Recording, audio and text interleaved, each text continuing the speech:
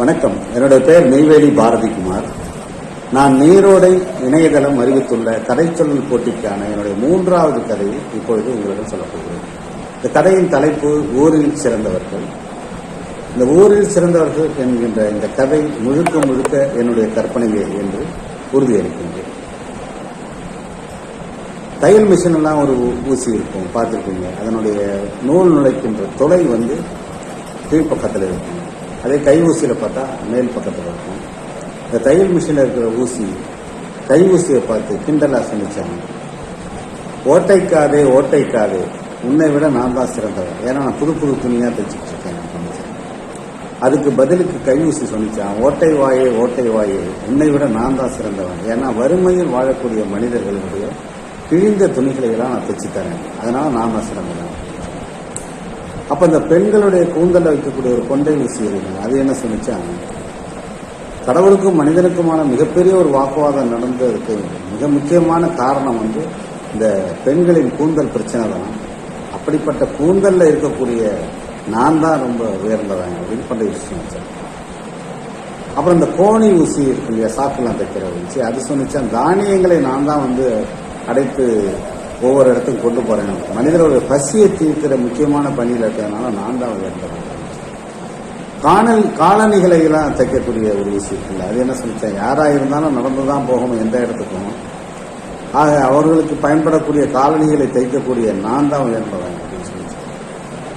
மருத்துவமனையில் இருக்கக்கூடிய ஒரு ஊசி இருக்கு இல்லையா, ஊசி போடுகிற ஊசி, அது சொல்லிச்சான், என்னதான் மனுஷன் எப்படி சுத்தி எப்படி வாழ்ந்தாலும் கடைசியில நோயின் வந்துட்டா மருத்துவமனைக்கு தான் வரணும், அந்த நோயை தீர்க்கக்கூடிய மருந்தை செலுத்தும் ஊசி நான், அதனால எல்லாரையும் விட நான் தான் சிறந்தேன். இவங்களுக்குள்ள இந்த வாக்குவாதம் தீரவே இல்லை. அதனால என்ன பண்ணாங்க, ஊர்லேயே வயதான அறிவான ஒரு முதியவர் இருந்தார், அவர் பெயர் கரியமேகம் பேர். அவர்கிட்ட போய் இந்த பிரச்சனையை சொன்னாங்க.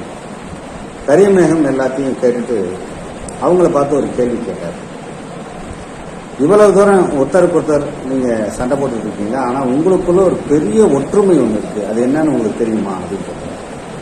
அவங்களுக்கு தெரியல, நாங்க தான் சண்டை போட்டுட்டு இருக்கோம், எங்களுக்குள்ள என்ன ஒற்றுமை அப்படின்னு சொல்லும்போது கரியமேகம் சொன்னாராம், நீங்க வெவ்வேறு வேலைகளெல்லாம் செய்து கொண்டிருக்காங்க, உங்களுடைய பிரதான நோக்கம் என்னன்னா இதெல்லாம் பிரிந்து கிடக்கிறதோ அதையெல்லாம் இணைக்கிறதா உங்களுடைய பிரதானமான நோக்கம்.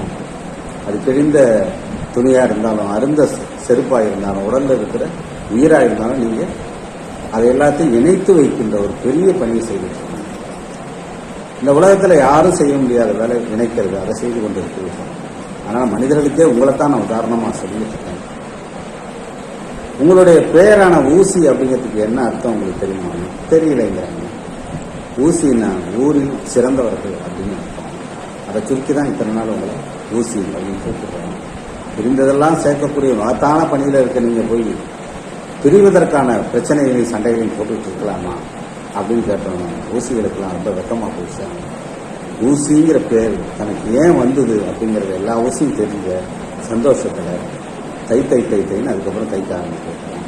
இந்த தைத்திருநாள் இந்த கதையை உங்களுக்கு சொல்வதற்கான வாய்ப்பை வழங்கிய நீரோடை இணையதளத்திற்கும் இந்த கதையை இத்தனை நேரம் கேட்டுக்கொண்ட உங்களுக்கும் என்னுடைய மனமார்ந்த நன்றியை தெரிவித்துக் கொள்கிறேன். நன்றி.